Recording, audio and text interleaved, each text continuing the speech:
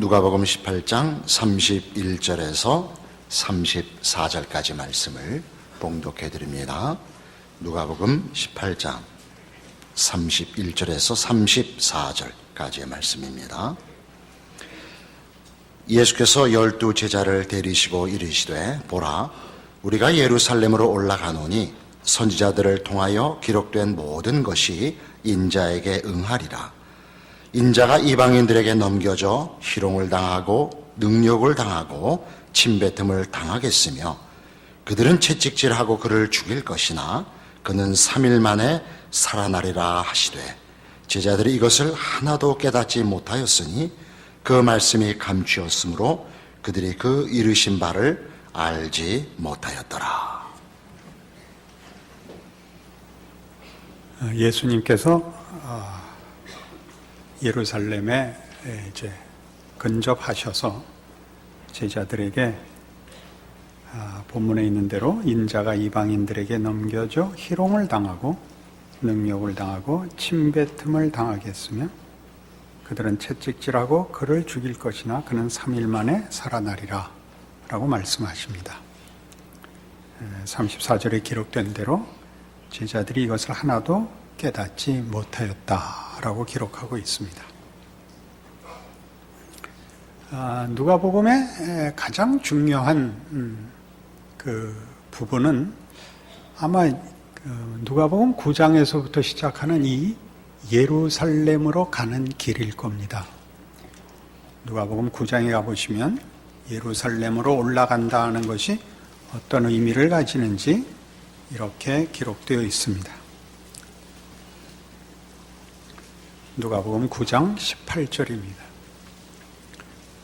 예수께서 따로 기도하실 때 제자들이 주와 함께 있더니 물어 이르시되 무리가 나를 누구라고 하느냐? 대답하여 이르되 세례 요한이라 하고 더러는 엘리야라 더러는 옛 선지자 중에 한 사람이 살아났다 하나이다. 예수께서 이르시되 너희는 나를 누구라 하느냐? 베드로가 대답하여 이르되 하나님의 그리스도시니이다 하니 경고하사 이 말을 아무에게도 이르지 말라 명하시고 이르시되 인자가 많은 고난을 받고 장로들과 대제사장들과 서기관들에게 버림받아 죽임을 당하고 제3일에 살아나야 하리라 하십니다. 여기서 이제 처음 예수님은 당신의 순환을 얘기하고 이러기 위하여 그 51절에 보시면 같은 9장의 51절에 예수께서 승천하실 기약이 차감에 예루살렘을 향하여 올라가기로 굳게 결심하시고 이제 오늘 18장에서 본 바와 같은 그 내용이 예루살렘으로 올라가는 길에서 일어나는 것입니다. 그것은 다만 어떤 여정이나 어떤 거리가 아니고 죽으러 가시는 과정에서 죽음을 향하여 가는 길에서 하신 말씀드린 것입니다. 이 누가복음 9장 그 20절에 보면 그 유명한 베드로의 고백이 나오죠. 너희는 나를 누구라 하느냐? 베드로가 대답하여 이르되 하나님의 그리스도십니다 합니다. 하나님의 그리스도라는 것은 하나님이 약속하신 그 메시아입니다. 구원자입니다. 이렇게 얘기를 했죠. 그러자 주께서 나는 죽어야 된다라고 답을 하셨습니다. 물론 아무도 알아먹지 못했습니다.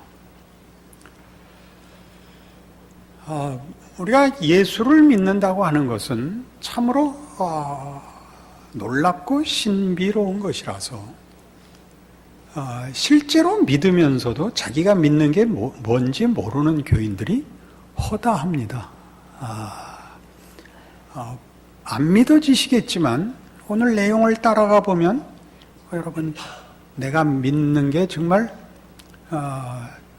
제대로 된 기독교에 대한 이해였나 하는 한 번의 그 돌아봄이 필요하게 될 것입니다. 베드로가 예수를 하나님의 그리스도십니다라고 고백하기 위해서는 그 앞에 4장부터 출발하여 9장 이 앞까지 이르는 많은 예수님의 이적과 동행하여 본 증거들이 있습니다. 이건 틀림없이 하나님의 종이다.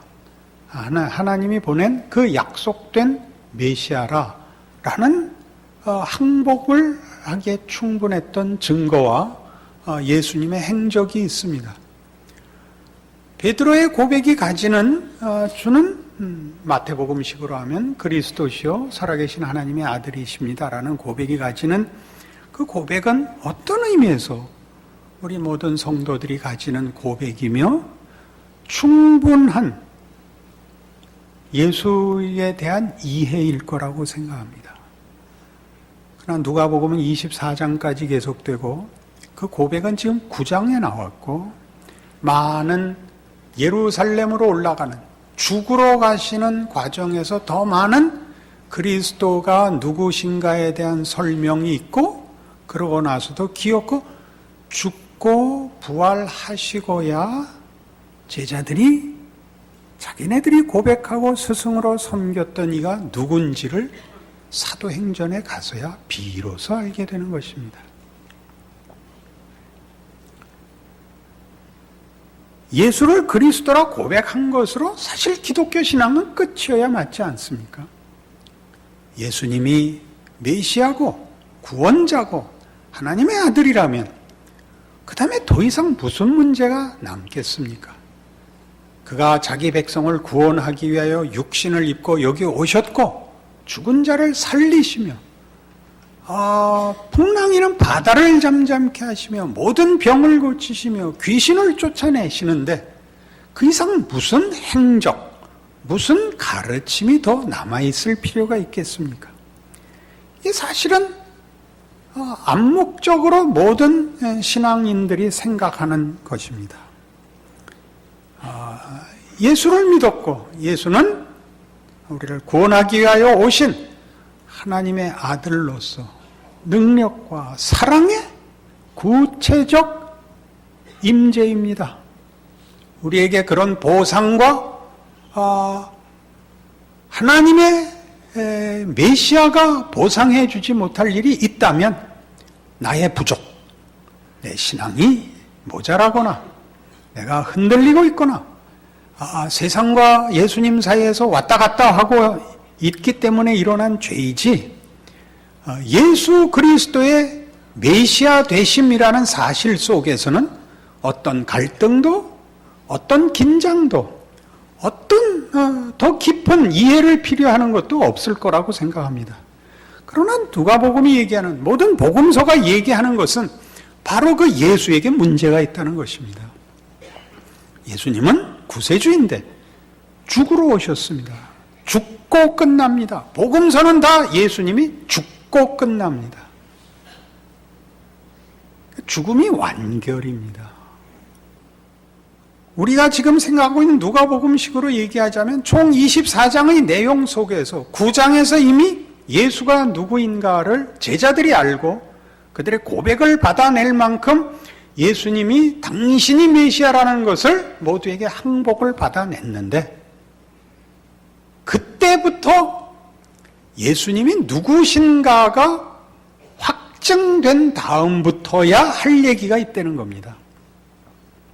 믿느냐 안 믿느냐가 전부가 아니라 믿고 난 다음부터 드디어 이 메시아가 죽으러 가는 일을 인하여 우리가 이 메시아를 주는 그리스도시요 살아계신 하나님의 아들이십니다라는 고백을 받아내는 걸로 기독교가 끝이 나는 게 아니라 그분이 메시아인 줄 아는 데서부터 그의 행적이 가지는 의미를 이제 제대로 이해해야 한다는 것입니다. 메시아가 왜 죽어야 하는가? 세상을 구원하러 오신 하나님 앞에 범죄한 그의 자녀들을 구원하기 위하여 십자가를 지시고 죽으시러 오신 분이 다만 속죄의 문제가 아니라 더 큰 의미로서 왜 죽음의 길을 택해야 했는가? 구원론만의 문제는 아니라고 성경이 가르치고 있습니다. 누가복음 24장에 가보실까요? 누가복음 24장 13절입니다. 예수님이 돌아가시자 모든 제자들은 뿔뿔이 흩어졌습니다.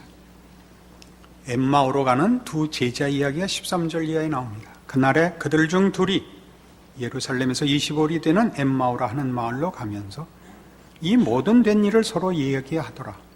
그들이 서로 이야기하며 문의할 때 예수께서 가까이 이르러 그들과 동행하시나 그들의 눈이 가려져서 그인 줄 알아보지 못하거늘 예수께서 이르시되 너희가 길 가면서 서로 주고받고 하는 이야기가 무엇이냐 하시니 두 사람이 슬픈 빛을 띠고 머물러 서더라. 그 한 사람인 글로바라 하는 자가 대답하여 이르되 당신이 예루살렘에 체류하면서도 요즘 거기서 된 일을 혼자만 알지 못하느냐.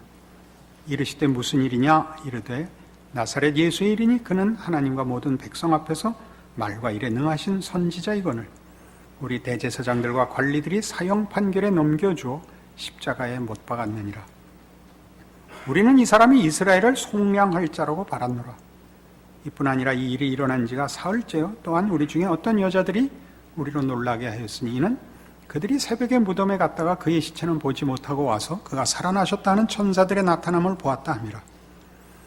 또 우리와 함께 한 자 중에 두어 사람이 무덤에 가 과연 여자들이 말한 바와 같음을 보았으나 예수는 보지 못하였느니라 하거늘 이르시되 미련하고 선지자들이 말한 모든 것을 마음에 더디 믿는 자들이여 그리스도가 이런 고난을 받고 자기의 영광에 들어가야 할 것이 아니냐 하시고 이에 모세와 모든 선지자의 글로 시작하여 모든 성경에 쓴 바 자기에 관한 것을 자세히 설명하시니라. 제자들의 답변은 이겁니다. 우리는 그가 메시아인 줄 알았다. 뭐가 생략되어 있습니까? 그런데 아니더라 입니다. 예수님의 답은 뭡니까? 그는 진정 메시아였다. 선지자들이 말한 모든 것을 마음에 더디 믿는 자들이요 그리스도가 이런 고난을 받고 자기의 영광에 들어가야 할 것 아니냐. 그리스도께서 영광에 들어가신 것이 다만 우리를 구원하신 것에 국한되지 않는다는 것을 기억할 필요가 있는 말씀입니다. 우리를 죄와 사망에서 구원하기 위하여 예수께서 대신 죽으셨습니다. 우리 잘 아는 교리적이고 우리 믿음의 핵심된 내용으로 잘 정리한 것입니다. 그러나 이렇게 물어볼 수도 있습니다. 하나님이 그가 만드신 피조물을 구원하시는 일에 있어서 성자 하나님을 죽음으로써 우리를 구원할 필요가 어디 있느냐라고 당연히 물어봐야 됩니다. 그러니까 여기에는 구원의 방법이 이것밖에 없다는 것이 아니라 하나님이 이런 구원의 방법을 원하셨다입니다. 기독교라는 신앙을 성립시키는 하나님의 사랑과 은혜와 그의 백성을 향한 기쁘신 뜻은 다만 죄를 씻어버리고 지옥 갈 사람을 천국으로 불러오고 정도가 아니라 하나님이 원하는 그의 백성들을 구원하시기 위하여 성자 하나님을 고난을 통하여 영광으로 들어가게 하는 방식으로 우리를 부르시고 구원하신다는 사실입니다. 예수님이 우리를 구원하기 위하여 앞서가신 길은 성경에서 언제나 우리에게 요구하는 길입니다. 아무든지 나를 따라오려거든 자기를 부인하고 자기 십자가를 지고 나를 쫓을 것이니라. 나중에 집에 가서 보십시오. 누가복음 9장에 아까 우리 얘기했던 예수가 누구신가에 대한 신앙 고백을 받아내시고 당신의 죽음과 고난을 얘기하시고 곧이어 아무든지 나를 따라오려거든이 붙어 있습니다. 그러니까 우리는 우리의 신앙을 주께서 그리하신 것처럼 예수님은 우리를 구원하기 위하여 십자가에 죽으실 수밖에 없었다. 그러나 그렇게 구원을 얻었으니 우리는 복받고 부활하신 예수 그리스도의 은혜와 능력으로 형통한 길을 살아갈 거라고 생각하는 것은 전혀 성경의 약속과 다릅니다. 예수님이 고난을 통하여 영광의 자리에 이르신 것처럼 그 방식대로 우리의 믿음의 완성을 고난을 통하여 영광에 이르게 하신다는 것이 성경의 가르침입니다. 만일 그런 일이 필요 없다면 예수님께서 구원을 그런 식으로 하실 필요가 없었습니다. 다만 하늘로부터 큰 음성이 나서 선포하기를 다 회개하라. 하나님 앞에 나와 무릎을 꿇라. 그렇게 천군 천사가 위험 있게 나타나 힘주어 협박을 했으면 다 끝날 사건이었습니다. 이렇게 길고 복잡하게 성자 하나님이 육신을 입으시고 이 땅에 와 현실을 사시고 외면을 받으시고 아까 우리 읽은 것 같이 침뱉음과 모욕을 당하시고 고난 속에 죽으신다는 것은 우리가 얼른 생각해봐도 신이 당신의 일을 이루시는 방법으로는 우리로서는 이해할 수 없는 방법입니다. 성경은 그것이 우리 자신을 위하여 허락한 하나님의 구원의 깊이, 그의 백성을 향한 하나님의 대접이라고 얘기하는 것입니다. 그래서 우리는 사실 고린도후서 4장에 있는 이 말씀에 대하여 사실 심각하게 기독교 신앙을 제고해야 됩니다. 288페이지 고린도후서 4장 7절입니다. 우리가 이 보배를 질그릇에 가졌으니 이는 심히 큰 능력은 하나님께 있고 우리에게 있지 아니함을 알게 하려 함이라.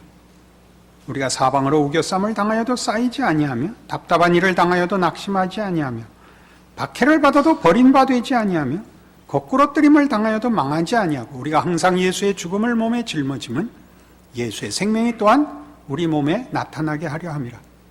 우리 살아있는 자가 항상 예수를 위하여 죽음에 넘겨짐은 예수의 생명이 또한 우리 죽을 육체에 나타나게 하려 함이라.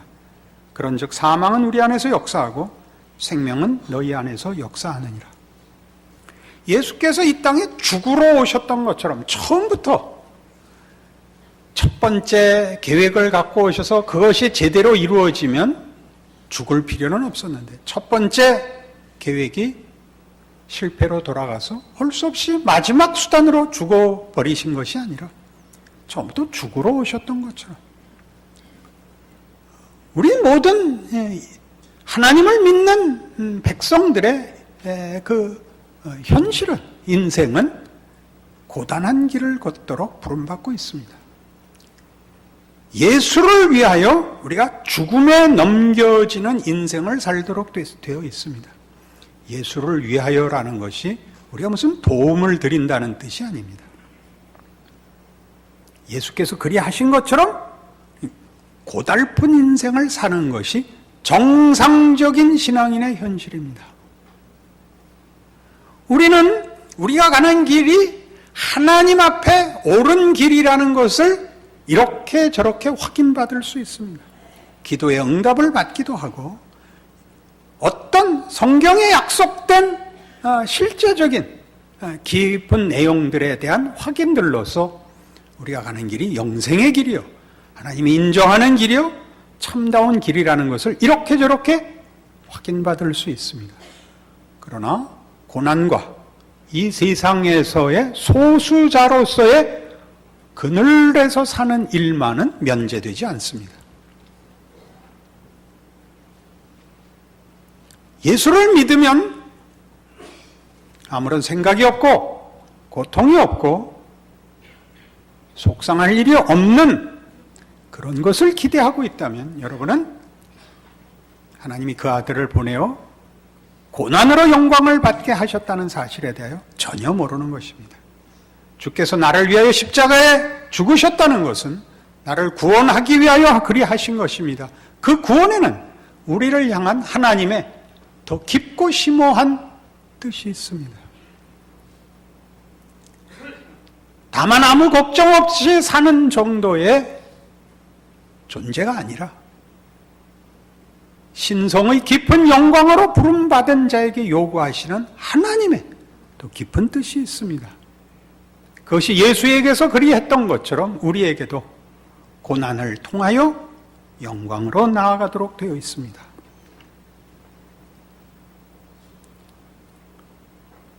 이 문제는 세상과 신자 사이에 분명하게 분리됩니다.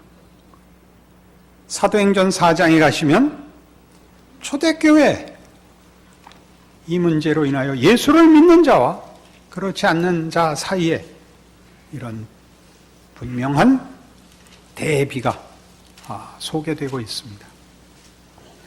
사도행전 4장은 그 앞에 있었던 3장에서부터 시작된 내용인데, 초대교회 사도들이 이제 성령의 충만함을 입어 힘차게 예수를 증거하던 때 일어난 일을 소개하고 있습니다. 성전에 기도하러 올라가던 베드로와 요한이 미문 앞에 앉은 안전뱅이를 일으킨 사건이죠. 그 일로 인하여 성에 소동이 일어나고 종교 지도자들이 그들을 붙잡아 갑니다. 예수가 이 일을 했다라는 증언을 못하도록 위협하고 그들은 거부합니다. 우리는 이 일을 입 다물 수 없다. 5절 보시면 4장 5절, 이튿날 관리들과 장로들과 서기관들이 예루살렘에 모였는데 대제사장 안나스와 가야바와 요한과 알렉산더와 및 대제사장의 문중이 다 참여하여 사도들을 가운데 세우고 묻되 너희가 무슨 권세와 누구의 이름으로 이 일을 행하였느냐?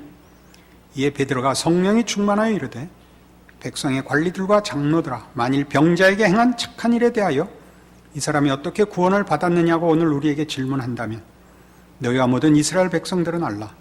너희가 십자가에 못 박고 하나님이 죽은 자 가운데서 살리신 나사렛 예수 그리스도의 이름으로 이 사람이 건강하게 되어 너희 앞에 섰느니라. 이 예수는 너희 건축자들의 버린 돌로서 집 모퉁이의 머릿돌이 되었느니라.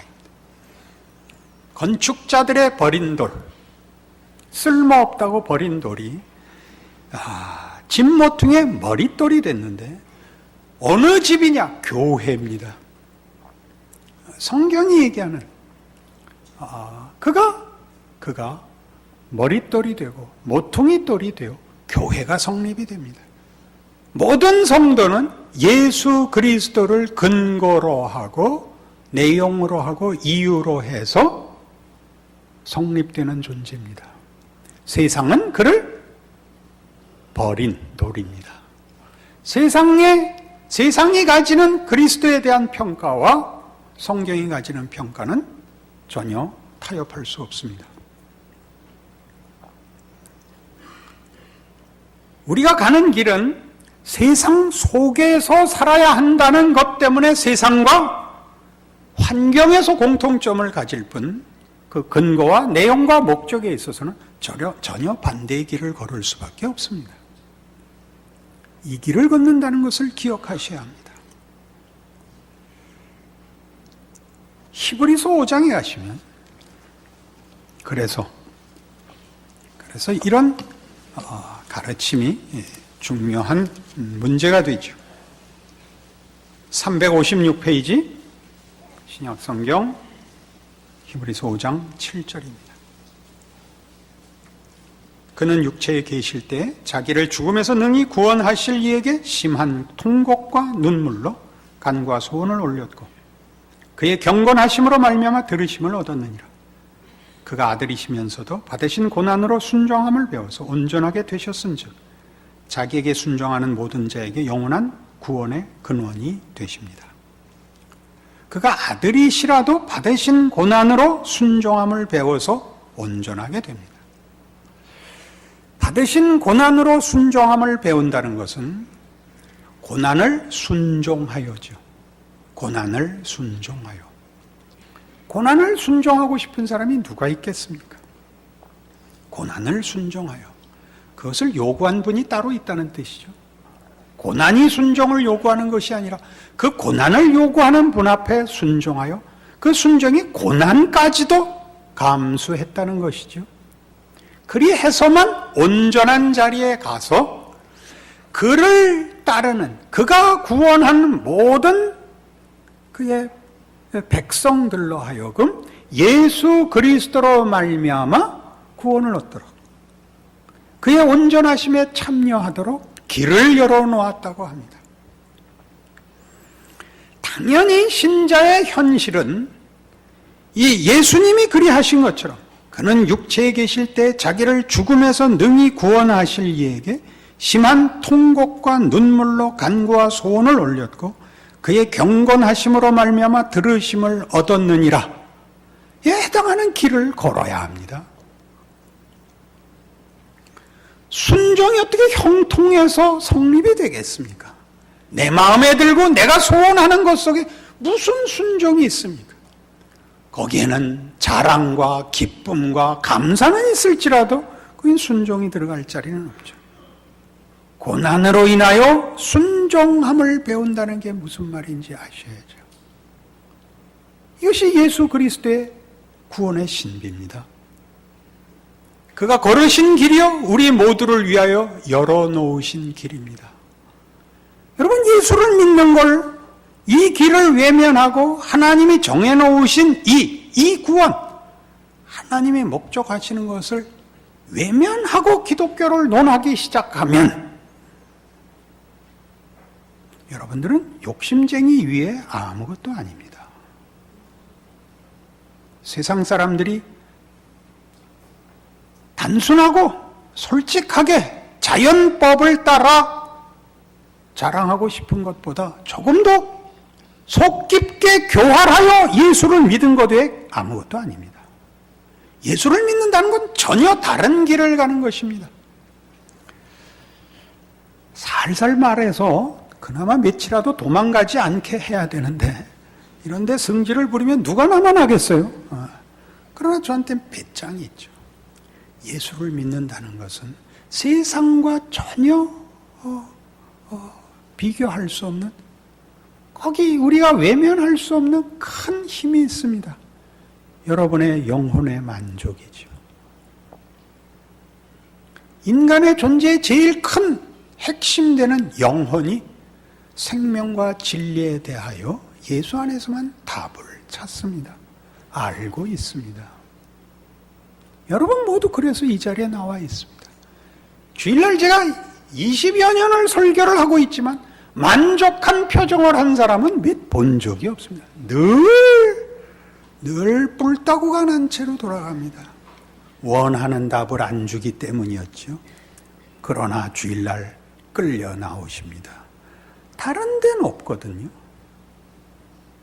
무슨 다른 희생을 치르라는 것 아닙니다. 이것이 예수 안에서 하나님이 주신 구원의 진정한 본질이기 때문입니다. 그래서 우리는 아까 봤던 고린도후서 4장에 돌아가 봅니다. 우리가 죽음에 넘겨오고 사망이 우리에게 역사하는 이 일들이 무엇을 만들어내는가? 우리는 아마 누가 보면 끝에쯤 가면 예수님 부활하신 이후에 그 제자들을 만난 24장쯤 가면 이 문제를 좀 더 구체적으로 얘기할 기회가 있을 것입니다. 지금은 이 정도까지밖에 할 수 없습니다. 고린도후서 4장 16절입니다. 그러므로 우리가 낙심하지 아니하노니 우리의 겉사람은 낡아지나 우리의 속사람은 날로 새로워지도다. 우리가 잠시 받는 환난에 경한 것이 지극히 크고 영원한 영광에 중한 것을 우리에게 이루게 함이니 우리가 주목하는 것은 보이는 것이 아니요 보이지 않는 것이니 보이는 것은 잠깐이요 보이지 않는 것은 영원함이라. 이걸 강요하거나 지금 나열할 때는 아닙니다. 우린 예수님의 죽음까지 따라가 보고 그의 부활이 이루어낸 것이 무엇인지도 따라가 볼 것입니다. 그러나 부름은 이미 받았습니다. 제자들이 그랬던 것 같이 주는 그리스도시요 살아계신 하나님의 아들이십니다. 알고 있습니다. 그 고백이 끝이 아니라 이제 시작이라는 것 기억하십시다. 메시아이심이 확정된 상태에서 메시아는 무엇을 하러 오셨는가 봅시다. 우리가 기대하는 것, 당시 유대인들이 기대했던 것과 달랐던 예수와 마찬가지로 오늘 우리가 사는 시대에 우리가 기대하는 예수, 우리가 기대하는 신앙과 기독교는 어떻게 다른가? 따라가 보십시다. 그 환난과 고난의 길에 따라 들어가 보십시다. 왜요? 세상을 따라 들어가려면 예수를 놔야 하니까. 예수를 붙잡으시면 당연히 고난의 길로 들어갈 수밖에 없습니다. 세상과 타협하여 신앙을 버리고 살 수 없습니다. 신앙을 지키는 한 고난과 환난이라는 건 현실에서 매일 반복되어 일어나는 일입니다. 그러면 무엇이 이루어지는가? 영원한 영광에 중한 것을 이룬답니다. 따라 들어가 보십시다. 부활의 생명,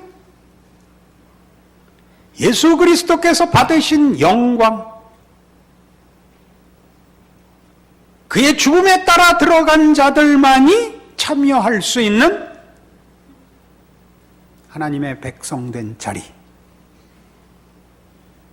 이 각오를 하시고 여러분의 신앙 고백이 갖는 이제 시작해야 하는 길, 이제 열린 문, 믿음으로 따라 들어가셔서 여러분의 삶이 다만 매일의 고통을 해결하고 억울함을 호소하여 해결을 받고 하는 싸움이 아니라 예수를 죽인 세상 속에서 그를 따르는 자들이 예수의 죽음에 동참해 들어가는 길 속에서 세상이 우리를 핍박하는 것이 그때와 같은 것처럼 예수께서 고난을 통하여 영광의 자리에 들어간 것이 무엇인가도 진리로서 체득되는, 확인되는 우리의 길이라는 것 기억하는 신자의 믿음과 발걸음을 시작하시기를 바랍니다. 기도하십시다. 하나님 아버지 은혜를 감사합니다. 예수를 믿는 것은 만만치 않은 일입니다. 세상을 등져야 하는 일입니다. 예수의 고난에 참여하여 부끄러움과 능력과 고난을 받아야 하는 길입니다. 그러나 그 길이 영광으로 가는 길이요, 우리 안에 지극히 중하고 영광된 것을 만드는 길이랍니다. 예수를 알게 하셨으니 따라 들어갈 믿음과 결단도 주시옵소서. 세상이 변함없이 그리한 것처럼 우리 예수 안에 있는 하나님의 신실하심과 변함없는 은혜와 축복도 무엇인지 알아내고 받아내는 우리의 신앙 고백과 믿음 되게 하여 주시옵소서. 예수님 이름으로 기도합니다. 아멘.